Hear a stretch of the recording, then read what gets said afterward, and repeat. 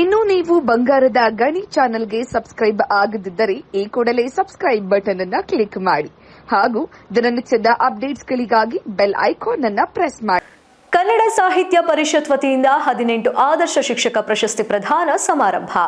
ಕಲ್ಯಾಣ ಕರ್ನಾಟಕದ ಕಿರೀಟ ಕಲಬುರಗಿಯ ಹೃದಯದ ಭಾಗದಲ್ಲಿರುವ ಕನ್ನಡ ಸಾಹಿತ್ಯ ಪರಿಷತ್ ಆವರಣದಲ್ಲಿ 18 ಶಿಕ್ಷಕರಿಗೆ ಆದರ್ಶ ಶಿಕ್ಷಕ ಪ್ರಶಸ್ತಿ ಕಾರ್ಯಕ್ರಮವನ್ನು ಅರ್ಥಪೂರ್ಣವಾಗಿ ನಡೆಯಿತು.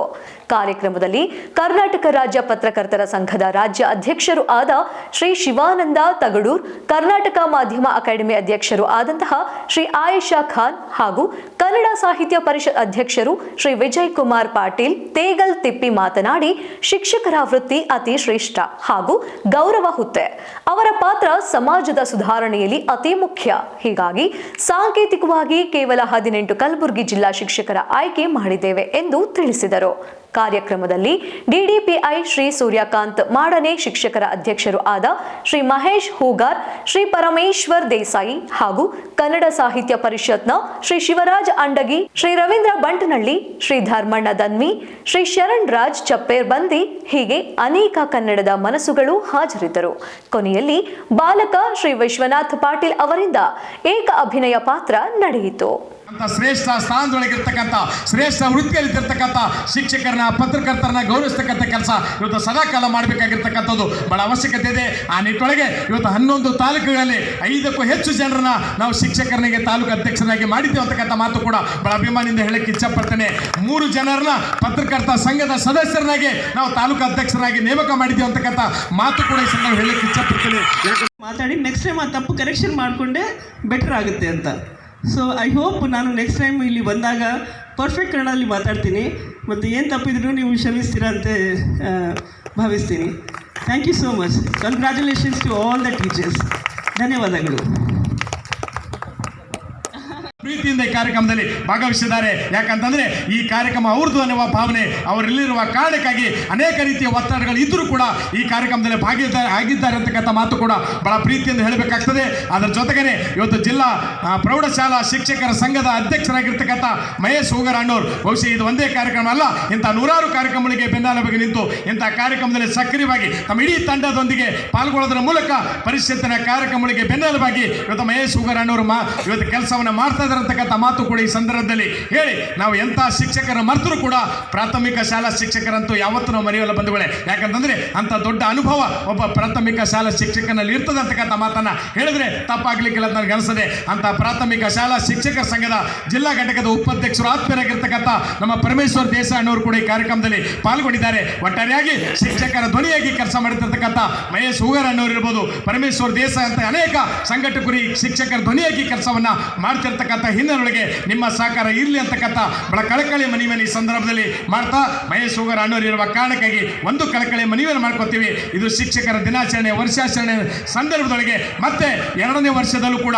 ಒಂದು ಕನ್ನಡ ಸಾಹಿತ್ಯ ಪರಿಷತ್ತು ಜಿಲ್ಲಾ ಪ್ರೌಢಶಾಲಾ ಶಿಕ್ಷಕರ ಸಂಘದ ಸಂಯುಕ್ತ ಆಶ್ರಯದೊಳಗೆ ಇದು 2ನೇ ಜಿಲ್ಲಾ ಮಟ್ಟದ ಒಂದು ಶಿಕ್ಷಕ ಸಾಹಿತಿಗಳ ಸಮ್ಮೇಳನವನ್ನು ಮಾಡೋಣ ಅಂತಕ್ಕಂಥ ಮಾತ್ರ ಈ ಸಂದರ್ಭದಲ್ಲಿ ಹೇಳಿ, ಶಿಕ್ಷಕರಲ್ಲೂ ಕೂಡ ಸಾಹಿತ್ಯ ಕಾವ್ಯ ಅಡಗಿದೆ ಅನ್ನೋದನ್ನ ಮತ್ತೊಮ್ಮೆ ತೋರಿಸ್ಕೊಡ್ತಕ್ಕಂಥ ಕೆಲಸ ಮಾಡೋಣ. ನಿಮ್ಮ ಸಹಕಾರ ಇರಲಿ ಅಂತಕ್ಕಂಥ ಬಹಳ ಕಳಕಳಿ ಮನವಿಯನ್ನ ಈ ಸಂದರ್ಭದಲ್ಲಿ ಮಾಡ್ತಾ, ಇವತ್ತು ಅನೇಕ ಜನ 18 ಜನರಿಗೆ ಇವತ್ತು ಆದರ್ಶ ಶಿಕ್ಷಕ ಎನ್ನುವ ಪ್ರಶಸ್ತಿಯನ್ನು ಗೌರವಿಸ್ತಾ ಇದ್ದೀವಿ. ಇವತ್ತು 18 ಜನರೇ ಆದರ್ಶ ಶಿಕ್ಷಕರು ಅಂತ ಅರ್ಥ ಅಲ್ಲ ಬಂಧುಗಳೇ. ಈ ನಾಡಿನೊಳಗೆ ಸಾವಿರಾರು ಜನ ಶಿಕ್ಷಕರು ಆದರ್ಶವಾಗಿ ಕೆಲಸ ಮಾಡ್ತಿರ್ತಕ್ಕಂಥ ಸಂದರ್ಭದೊಳಗೆ ಅವರೆಲ್ಲರ ಪ್ರಾತಿನಿಧಿಕವಾಗಿ ಇವತ್ತು 18 ಜನರಿಗೆ ಮಾತ್ರ ಅವ್ರನ್ನ ಸತ್ಕಾರವನ್ನು ಮಾಡ್ತಾ ಇದ್ದೀವಿ. ಇವತ್ತು ಬರ್ತಕ್ಕಂಥ ದುಷ್ಟಗಳಿಗೆ ಹಂತ ಹಂತವಾಗಿ, ಅದರಲ್ಲೂ ವಿಶೇಷವಾಗಿ ಗ್ರಾಮೀಣ ಪ್ರದೇಶದಲ್ಲಿ ಶೈಕ್ಷಣಿಕ ಸೇವೆಯನ್ನು ಸಲ್ಲಿಸ್ತಿರ್ತಕ್ಕಂಥ ಶಿಕ್ಷಕರನ್ನ ಗುರುತಿಸಿ ಗೌರವಿಸ್ತಕ್ಕಂಥ ಕೆಲಸ ಇವತ್ತು ಪರಿಷತ್ತು ಮುಂಬರ್ತಕ್ಕಂಥ ದಿನಗಳಿಗೆ ಇನ್ನೂ ಹೆಚ್ಚು ಮಾಡ್ತದೆ ಅಂತಕ್ಕಂಥ ಮಾತನ್ನ ಈ ಸಂದರ್ಭದಲ್ಲಿ ಹೇಳಿ, ಇಂಥ ಒಂದು ಅದ್ಭುತವಾದ ಕಾರ್ಯಕ್ರಮದಲ್ಲಿ ಬಹುಶಃ ಅನೇಕ ಒತ್ತಡಗಳ ಮಧ್ಯದಲ್ಲೂ ಕೂಡ ಇಷ್ಟೊಂದು ಸಂಖ್ಯೆಯಲ್ಲಿ ಶಿಕ್ಷಕರು, ಪಾಲಕರು, ಮಕ್ಕಳು ತಾವೆಲ್ಲ ಪಾಲ್ಗೊಂಡಿದ್ದಾರಲ್ಲ, ಈ ಕಾರಣಕ್ಕಾಗಿ ಈ ಕಾರ್ಯಕ್ರಮಕ್ಕೆ ಇರ್ತಕ್ಕಂಥ ಘನತೆ ಇವತ್ತು ಮತ್ತಷ್ಟು ಹೆಚ್ಚಿಸಿಕೊಂಡಿದೆ ಅಂತಕ್ಕಂಥ ಮಾತನ್ನು ಮತ್ತೊಮ್ಮೆ ಬಹಳ ಅಭಿಮಾನಪೂರ್ವಕವಾಗಿ ಈ ಸಂದರ್ಭದಲ್ಲಿ ಹೇಳಿ ನನ್ನ ಮಾತಿಗೆ ವಿರಾಮ ಕೊಡ್ತೇನೆ. ಎಲ್ಲರಿಗೂ ಶರಣಾರ್ಥಿ. ಭವನೇ ಸಿಂಗ್ ಠಾಕೂರ್ ಅವರಿಗೆ ಶಿವಾನಂದ್ ಪೂಜಾರಿ ಬಂದು ಗೌರವ ಸನ್ಮಾನ ಸಲ್ಲಿಸಬೇಕಂತ ಮನವಿ ವಿನಂತಿಸ್ಕೊಳ್ತಾ ಇದ್ದೀನಿ.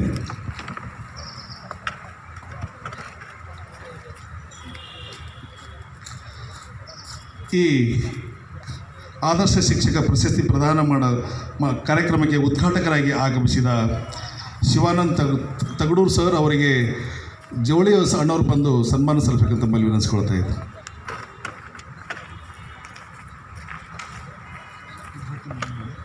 ತುಂಬ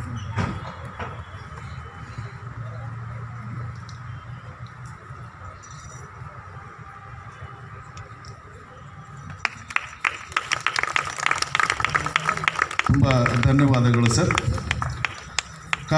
ಕರ್ನಾಟಕ ಕಾರ್ಯನಿರತ ಸಂಘದ ಅಧ್ಯಕ್ಷರು, ರಾಜ್ಯಾಧ್ಯಕ್ಷರಾದ ಬೆಂಗಳೂರು ಶ್ರೀ ಶಿವಾನಂದ ತಗಡು ಸರ್ ಅವರು ತಮ್ಮ ಉದ್ಘಾಟನೆ ನುಡಿಯನ್ನು ನುಡಿಬೇಕಂತ ತಮ್ಮಲ್ಲಿ ವಿನಂತಿಸ್ಕೊಳ್ತೇನೆ. ಅನೇಕರಿಗೆ ನಾನು ಬೇರೆ ಕಡೆ ಮಾತನಾಡುವಾಗ ಈ ಸಂದರ್ಭಗಳನ್ನು ಹೇಳ್ತೀನಿ. ನಿಮ್ಮ ಪ್ರೊಫೆಷನ್ ಇದೆಯಲ್ಲ, ಆ ಪ್ರೊಫೆಷನ್ನನ್ನು ನೀವು ಫೀಲ್ ಮಾಡಿದರೆ ಭಾಳ ಎತ್ತರಕ್ಕೆ ಹೋಗ್ತೀರಿ. ನಿಮಗೆ ಆ ಫೀಲಿಂಗೇ ಬರೆದು ಹೋದರೆ ಏನೋ ಮಾಡೋಕ್ಕಾಗಲ್ಲ. ಯಾರೋ ಬಡ್ಡಿ ದಂಧೆ ಮಾಡ್ಕೊಂಡು ನಾನು ಟೀಚರ್ ಅಂತ ಓಡಾಡ್ಕೊಂಡಿರೋ ಅಂಥವ್ರ ಪಾಲಿಗೆ ನೀವು ಸೇರ್ತೀರಿ. ಯಾಕೆ ಇದು ಪ್ರೊಫೆಷನ್ ಭಾಳ ಮುಖ್ಯ ಅಂತೇಳಿದ್ರೆ, ನಮ್ಮ ಜಿಲ್ಲೆಯಲ್ಲಿ ಸುಮಾರು 5,20,000 ಮೇಲ್ಪಟ್ಟು ವಿದ್ಯಾರ್ಥಿಗಳಿದ್ದಾರೆ 1ರಿಂದ 10ನೇ ತರಗತಿಗೆ. ಆ ಎಲ್ಲ ವಿದ್ಯಾರ್ಥಿಗಳಿಗೆ ಪ್ರತಿನಿತ್ಯ ತಮ್ಮ ನಡೆ ನುಡಿ ಶಿಸ್ತು ಇದನ್ನೆಲ್ಲ ಕಲಿಸಿಕೊಡ್ತಕ್ಕಂಥ ಜವಾಬ್ದಾರಿ ಶಿಕ್ಷಕರದಾಗಿದೆ. ಅಂಥವರನ್ನು ಗುರುತಿಸಿ ತಾವು ಪ್ರಶಸ್ತಿ ಕೊಡ್ತಾ ಇರೋದು ನಮಗೆ ತುಂಬ ಸಂತೋಷದ ವಿಷಯ ಇದೆ. ನಾವು ಬೇರೆ ಕೆಲಸದಲ್ಲಿ ಬಿಜಿ ಇದ್ರೂ ಕೂಡ ಅದು ಇದರಂಥ ಮಹತ್ವದ ಕೆಲಸವೇನಲ್ಲ. ಅದು ನಾನಲ್ಲದೆ ಇನ್ಯಾರಾದ್ರೂ ಕೂಡ ಮಾಡಬಹುದಾದಂಥ ಕೆಲಸ ಅದು.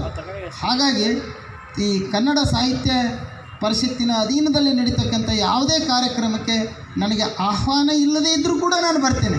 ಆಹ್ವಾನ ಇದ್ರೇ ಬರಬೇಕು ಹಾಗಂತ ಇದು ನಮ್ಮ ಮಾತೃ ಸಂಸ್ಥೆ ಇದೆ. ಹೀಗಾಗಿ ಈ ಕಾರ್ಯಕ್ರಮ ಯಶಸ್ವಿಯಾಗಲಿ ಮತ್ತು ಇದೇ ರೀತಿ ಕಾರ್ಯಕ್ರಮಗಳು ನಡೆದುಕೊಂಡು ಬರಲಿ.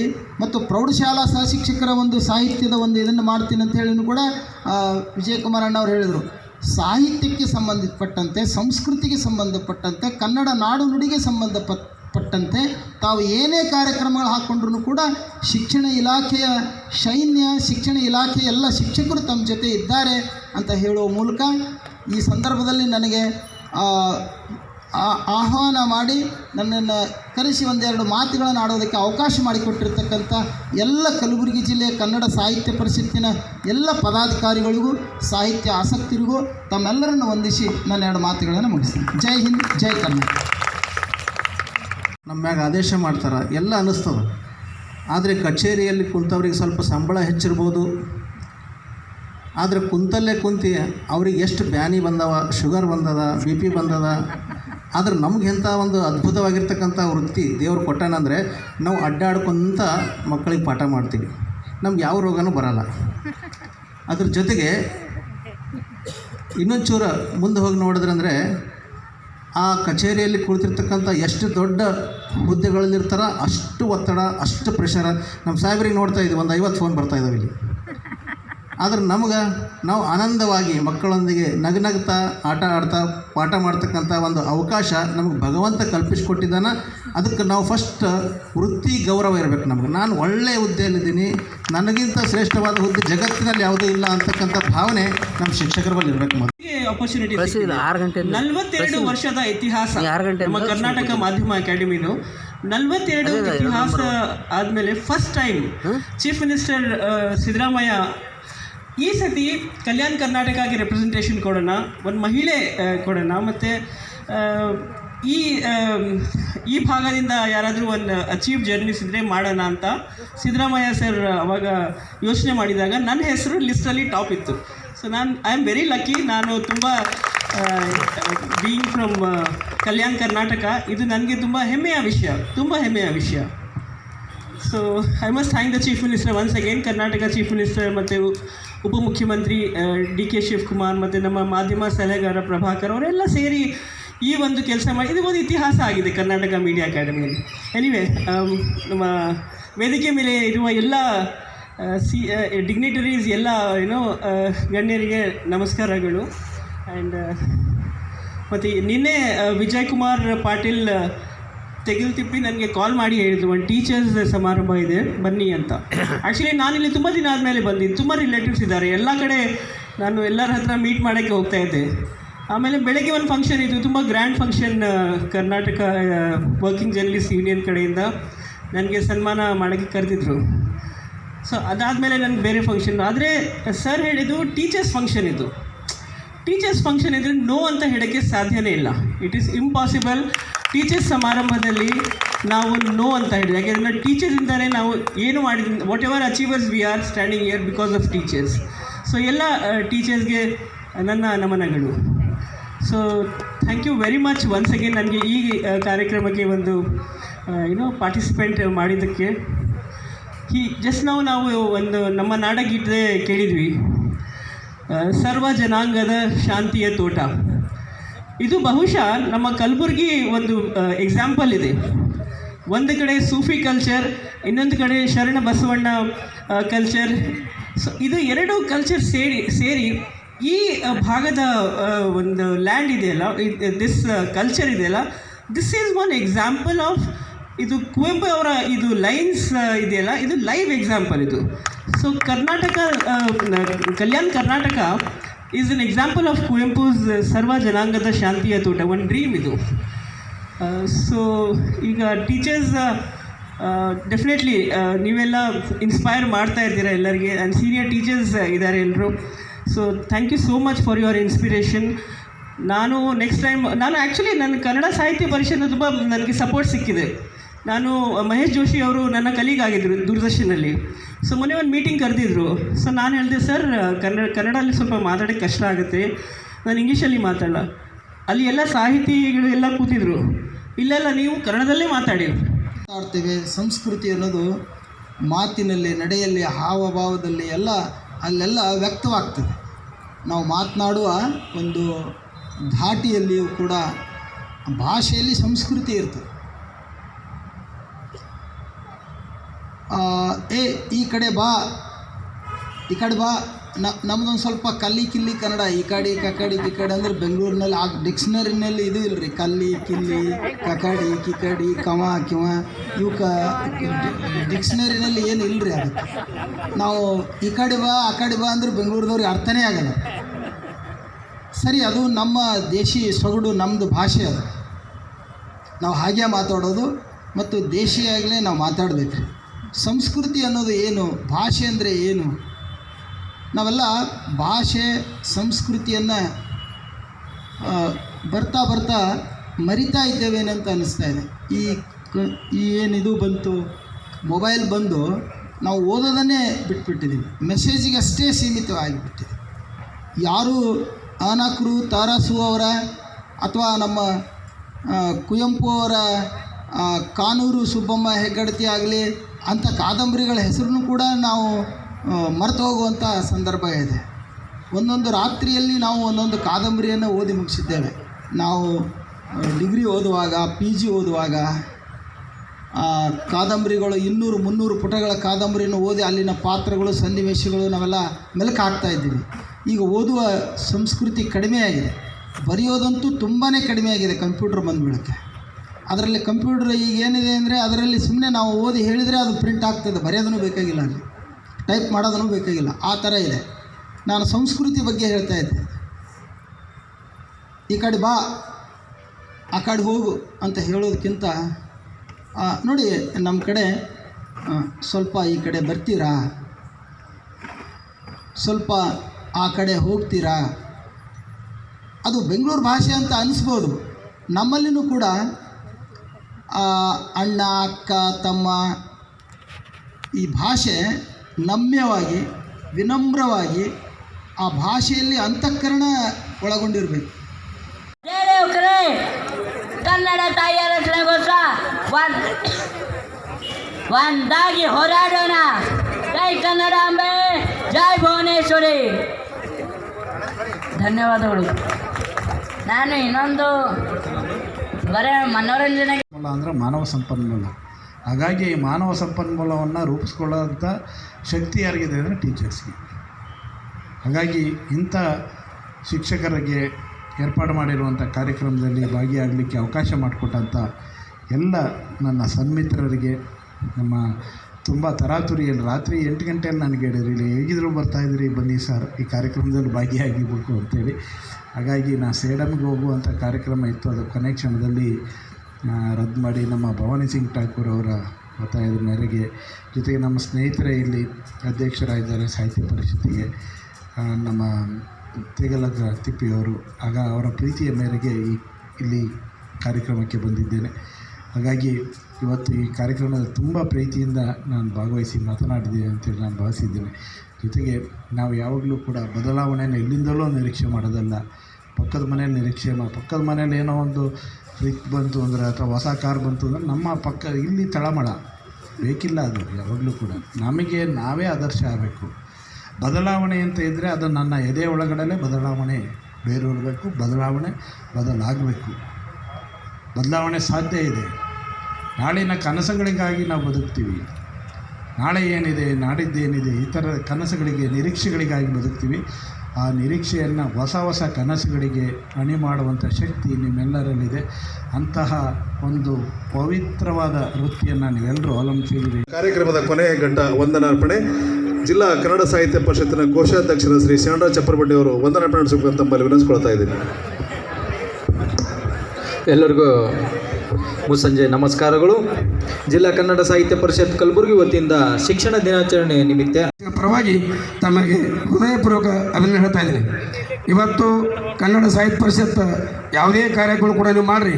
ಇವತ್ತು ನಮ್ಮ ಮಹೇಶ್ ಅವರು ಹೇಳಿದ್ರು, ತಾವು ಏನು ಮಾಡ್ತಕ್ಕಂಥ ಕಾರ್ಯಕ್ರಮವನ್ನು ನಾವು ಪ್ರಾಥಮಿಕ ಶಾಲಾ ಶಿಕ್ಷಕರು ಮತ್ತು ಪ್ರೌಢಶಾಲೆ ಶಿಕ್ಷಕರು ಸಂಪೂರ್ಣವಾಗಿ ನಿಮಗೆ ತನು ಮನ ಧನದಿಂದ ತಾವಿಗೆ ಸಹಕಾರ ಕೂಡ ಕೊಡ್ತಾಯಿದ್ದೀವಿ. ಇವತ್ತು ಇಂಥ ಒಳ್ಳೆಯ ಕಾರ್ಯಕ್ರಮ ನೀವು ಆಯೋಜನೆ ಮಾಡ್ತಾಯಿರಿ. ಯಾವತ್ತೂ ನಿಮಗೆ ಕೂಡ ನಾವು ಸಂಪೂರ್ಣವಾಗಿ ಬೆಂಬಲ ನೀಡ್ತೀವಿ ಅಂತ ಹೇಳಿ ಇವತ್ತು ನಮ್ಮನ್ನು ಕರೆಸಿ ಎರಡು ವಿಚಾರ ಹಂಚಿಕೊಡ್ತಕ್ಕಂಥ ತಮ್ಮೆಲ್ಲರಿಗೆ ನಾನು ವೇದಿಕೆ ಮೇಲೆ ಆಶೀರ್ವಾದ ಎಲ್ಲ ಗಣ್ಯಮಾನ್ಯರು ಮತ್ತು ವೇದಿಕೆ ಮೇಲೆ ಮುಂಬೈ ಕೊಡ್ತಕ್ಕಂಥ ಎಲ್ಲ ನನ್ನ ಪುರಸ್ಕೃತ ಶಿಕ್ಷಕರು ಮತ್ತು ಎಲ್ಲ ಸಾಹಿತ್ಯ ವರ್ಗ ಮತ್ತು ಹಿರಿಯರಿಗೆ ಶರಣಾರ್ಥಿಗಳು.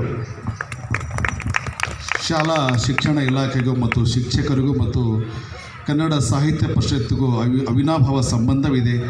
ವಿದ್ಯಾರ್ಥಿಗಳ ಜೀವನದಲ್ಲಿ ಬದಲಾವಣೆಯನ್ನು ಮಾಡ್ತಕ್ಕಂತಹ, ಅವರಲ್ಲಿ ಒಂದು ಸ್ಫೂರ್ತಿಯನ್ನು ಹುಟ್ಟಿಸ್ತಕ್ಕಂಥ, ಆ ಚಿಲುಮೆಯನ್ನು ಹುಟ್ಟಿಸ್ತಕ್ಕಂತಹ ಕೆಲಸ ನೀವೆಲ್ಲ ಮಾಡಬೇಕಾಗಿದೆ. ಅಂತಹ ಕೆಲಸ ಮಾಡಿದ್ದಕ್ಕಾಗಿ ತಮ್ಮನ್ನು ಗುರುತಿಸಿ ವಿಜಯಕುಮಾರ್ ಪಾಟೀಲ್ ತೇಗಲ್ತಿಪ್ಪಿ ಅವರು ಇಲ್ಲಿ ತಮಗೆ ಸನ್ಮಾನವನ್ನು ಇಟ್ಕೊಂಡಿದ್ದಾರೆ. ಆದರ್ಶ ಶಿಕ್ಷಕರಂತ ಗುರುತಿಸಿದ್ದಾರೆ.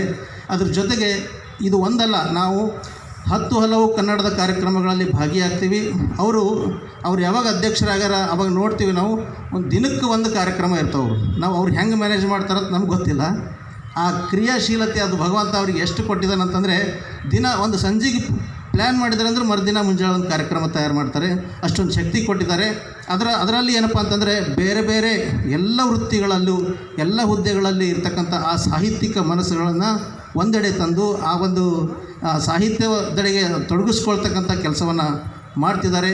ಅವ್ರು ಹೇಳಿದರು, ನಾವು ಕಳೆದ ಒಂದು ಸಾಲಿನಲ್ಲಿ ಶಿಕ್ಷಕ ಸಾಹಿತಿಗಳ ಸಮಾವೇಶ ಅಂತಕ್ಕಂಥ ಒಂದು ಅಚ್ಚುಕಟ್ಟಾಗಿರ್ತಕ್ಕಂಥ ಕಾರ್ಯಕ್ರಮ ಮಾಡಿ ಒಂದು ಕವನ ಸಂಕಲನ, ಶಿಕ್ಷಕರೇ ಬರೆದಿರ್ತಕ್ಕಂಥ ಕವನಗಳನ್ನು ಸಂಗ್ರಹಿಸಿ ಒಂದು ಕವನ ಸಂಕಲನ ಕೂಡ ಬಿಡುಗಡೆ ಮಾಡಿದ್ದೀವಿ. ಬರ್ತಕ್ಕಂಥ ಒಂದು ವರ್ಷದಲ್ಲಿ ಕೂಡ 2ನೇ ಒಂದು ಕಾರ್ಯಕ್ರಮ ನೀವೆಲ್ಲ ಸೇರಿ ಮಾಡೋಣ ಅಂತ ಹೇಳಿದ್ದಾರೆ. ಖಂಡಿತ ನಮ್ಮ ಸಂಪೂರ್ಣ ಬೆಂಬಲ ಅದಕ್ಕಿರ್ತದೆ. ಆ ಕಾರ್ಯಕ್ರಮ ಮಾಡೋಣ ಅಂತಕ್ಕಂಥ ಮಾತನ್ನು ಹೇಳ್ತಾ ಮತ್ತೊಮ್ಮೆ ಎಲ್ಲ ಪುರಸ್ಕೃತ ಶಿಕ್ಷಕರಿಗೆ ಅಭಿನಂದನೆಗಳನ್ನು ತಿಳಿಸ್ತಾ ನಾನು ಮಾತು ಮುಗಿಸ್ತೇನೆ. ಜೈ ಹಿಂದ್. ಮಹೇಶ್ ಅವರ ವ್ಯಕ್ತಿತ್ವವನ್ನು ನಿಮ್ಮ ಓರೆಗಲ್ಲಿಗೆ ಹಚ್ಚಿ ತಿದ್ದಿ ತೀಡಿ ಯಾವುದು ಸರಿ ಯಾವುದು ತಪ್ಪು, ಈ ಸಮಾಜ ಏನಿದೆ, ಈ ಸಮಾಜಕ್ಕೆ ನಮ್ಮ ಅಗತ್ಯ ಏನಿದೆ, ಈ ಸಮಾಜಕ್ಕೆ ನೈತಿಕವಾದ ದಾರಿಗಳೇನಿದೆ, ಯಾವುದು ಧರ್ಮದ ಹಾದಿ ಯಾವುದು ಅಧರ್ಮದ ಹಾದಿ, ಇವೆಲ್ಲಗಳನ್ನು ಕೂಡ ಪರಾಮರ್ಶೆ ಮಾಡಿ ಮಾತನಾಡುವಂಥವರೇ ಶಿಕ್ಷಕರು. ಬರೀ ಪುಸ್ತಕಗಳನ್ನು ಹಿಡಿದು ಓದೋದಷ್ಟೇ ಅಲ್ಲ, ಅದರ ಜೊತೆಯಲ್ಲಿ ಅನೇಕ ಘಟನೆಗಳನ್ನು ನೀವು ಅವರ ಮನಸ್ಸಿನಲ್ಲಿ ಅಚ್ಚಳಿಯದೆ ನೀವು ಅಚ್ಚೆಯನ್ನು ಒತ್ತುತ್ತೀರ. ಆ ಸಾಧ್ಯತೆ ಇರೋದು ನಿಮಗೆ ಮಾತ್ರ. ಯಾಕೆಂದರೆ ನೀವು ಕಲಿಯುವ ಹಂತದಲ್ಲಿ ಮಕ್ಕಳ ಜೊತೆ 1 to 1 ಇಂಟ್ರ್ಯಾಕ್ಟ್ ಆಗೋವಂಥವ್ರು ನೀವು. ಆ ಸಂದರ್ಭ ಅದು ನೀವು ಚಿಕ್ಕ LKG ಹಿಡಿದು ನೀವು PhD ಅಥವಾ ಡಿಗ್ರಿ ಅದು ಬೇರೆ ಇನ್ಯಾವುದೇ ಎತ್ತರದ ಇದಕ್ಕೆ ಹೋದರೂ ಕೂಡ ಟೀಚರ್ಸ್ ಮೋಸ್ಟ್ ಇಂಪಾರ್ಟೆಂಟ್ ರೋಲ್. ಹಾಗಾಗಿ ಇಡೀ ಜಗತ್ತನ್ನು ಯಾವುದರಿಂದಲಾದ್ರೂ ನಾವು ಒಂದು ಕ್ಷಣ ಯೋಚನೆ ಮಾಡಿದರೆ ಇಡೀ ಜಗತ್ತನ್ನು ಬದಲಾಯಿಸ್ಬೋದು, ಅಥವಾ ಬದಲಾವಣೆಗೆ ಸಿದ್ಧ ಮಾಡ್ಬೋದು, ಅಥವಾ ಬದಲಾವಣೆಗೆ ತೆರೆದುಕೊಳ್ಬೋದು ಅಂಥೇಳಿ ಯೋಚನೆ ಮಾಡಿದರೆ ಆ ಟೂಲ್ ಯಾವುದು ಅಂದರೆ ಅದೇ ಎಜುಕೇಷನ್. ಎಜುಕೇಷನ್ ಹೇಗೆ ಬರುತ್ತೆ ಅಂದರೆ ಥ್ರೂ ಟೀಚರ್ಸ್. ಹಾಗಾಗಿ ಈ ಟೀಚರ್ಸ್ ವೃತ್ತಿ ಇದೆಯಲ್ಲ, ಅತ್ಯಂತ ನೊಬೆಲ್ ಪ್ರೊಫೆಷನ್ ಇರುವಂಥ ವೃತ್ತಿ. ಒಂದು ಕ್ಷಣ ಕೂಡ ನೀವು ನಿರ್ಲಕ್ಷ್ಯ ಮಾಡಬಾರ್ದು ನನ್ನ ದೃಷ್ಟಿಯಲ್ಲಿ. ಕಾರಣ ಏನಂದರೆ ನೀವು ಎಷ್ಟು ಜನರನ್ನ ನೀವು ತಯಾರು ಮಾಡಲಿಕ್ಕೆ ಸಾಧ್ಯ ಆಗುತ್ತೆ, ಎಷ್ಟು ಜನರ ವ್ಯಕ್ತಿತ್ವವನ್ನು ಕಟ್ಕೊಡೋಕ್ಕೆ ಸಾಧ್ಯ ಆಗುತ್ತೆ, ಎಷ್ಟು ಜನರನ್ನ ಬದುಕನ್ನು ಬದಲಿಸ್ಲಿಕ್ಕೆ ಸಾಧ್ಯ ಆಗುತ್ತೆ, ಅದು ನಿಮಗೆ ನೆಮ್ಮದಿ ತರಬೇಕು. ಅದು ನಿಮಗೆ ಮನಸ್ಸಿನಲ್ಲಿ ಎಲ್ಲೋ ಮಲಗಿದಾಗ ನಿಮಗೆ ಆ ಸಂದರ್ಭಕ್ಕೆ ಸಾರ್ಥಕ ಭಾವ ಕಾಣಿಸಿದರೆ ಆಗ ನಾವು ನಿಜವಾದ ಶಿಕ್ಷಕರು. ಆಗ ನಾವು ಅವ್ರನ್ನ ಅಭಿನಂದಿಸಬೇಕು. ಬೇರೆ ಯಾರೋ ಜಗತ್ತು ಅಭಿನಂದಿಸೋದು ಮುಖ್ಯ ಅಲ್ಲ. ನನಗೆ ನನ್ನ ಮನಸ್ಸಿನೊಳಗಡೆ ನನಗೆ ಒಂದು ಧನ್ಯತಾ ಭಾವ ಬರಬೇಕಲ್ಲ, ಅದು ಮೋಸ್ಟ್ ಇಂಪಾರ್ಟೆಂಟ್. ಹಾಗಾಗಿ ಈ ಶಿಕ್ಷಕ ವೃತ್ತಿನದೇ ಭಾಳ ನೋಬೆಲ್ ಪ್ರೊಫೆಷನ್ ಅಂತೇಳಿ ಹೇಳಿದ್ದು. ಬಹುಶಃ ಮೊನ್ನೆ ಅಷ್ಟೇ ಶಿಕ್ಷಕರ ದಿನಾಚರಣೆಯನ್ನು ಕೂಡ ನೀವು ಮಾಡಿದ್ದೀರಿ. ಪ್ರೊಫೆಸರ್ ರಾಧಾಕೃಷ್ಣ ಸರ್ವಪಲ್ಲಿ ರಾಧಾಕೃಷ್ಣರವರು ಮೈಸೂರಿನಲ್ಲಿ ಒಬ್ಬರು ಟೀಚರ್ ಆಗಿದ್ದಂಥವ್ರು, ಈ ದೇಶದ ಅತ್ಯುನ್ನತ ಹುದ್ದೆ ಸ್ಥಾನಕ್ಕೆ ಹೋದಂಥವರು, ರಾಷ್ಟ್ರಪತಿಯಾಗಿ ಒಬ್ಬ ಆದರ್ಶ ಶಿಕ್ಷಕರಾಗಿ ರಾಷ್ಟ್ರಪತಿಯಾಗಿ ನಮ್ಮೆಲ್ಲರಿಗೆ ಒಂದು ಆದರ್ಶದ ಬುತ್ತಿಯನ್ನು ಇಟ್ಟು ಹೋಗಿದ್ದಾರೆ. ಆ ಆದರ್ಶದ ಬೆಳಕಿನಲ್ಲಿ ಸಾಗಬೇಕಾದ್ದು ನಿಮ್ಮೆಲ್ಲರ ಕರ್ತವ್ಯ. ಟೀಚರ್ ಆದ ತಕ್ಷಣ ಜಗತ್ತೆಲ್ಲ ಹಿಂಗಿದೆ, ನಾನೊಬ್ಬರು ಪಾಠ ಮಾಡಿಬಿಟ್ರೆ ಏನು ಭಾರಿ ಬದಲಾಗ್ಬಿಡುತ್ತಾ? ಅನೇಕರಿಗೆ ಪ್ರಶ್ನೆ ಬರುತ್ತೆ, ಇಲ್ಲ ಅಂತ ಹೇಳಲ್ಲ. ಈ ಜಗತ್ತನ್ನು ಬದಲಾಯಿಸೋಕ್ಕೆ ನಾವು ಯಾರೋ ತುಂಬ ಜನರ ಲಕ್ಷಾಂತರ ಜನರನ್ನು ಅಥವಾ ಸಾವಿರಾರು ಜನರನ್ನು ಅಥವಾ ನೂರಾರು ಜನರನ್ನು ನಾವು ಬದಲಾಯಿಸ್ಬಿಡ್ತೀವಿ ಅಂತೇಳಲ್ಲ. ಕನಿಷ್ಠ ನಾನು ಮೊದಲು ಬದಲಾವಣೆ ಆದರೆ ನನ್ನಿಂದ ಪಕ್ಕದವರು ಬದಲಾವಣೆ ಆಗ್ತಾರೆ. ನನ್ನಿಂದ ನೀವು ಪಾಠ ಮಾಡುವ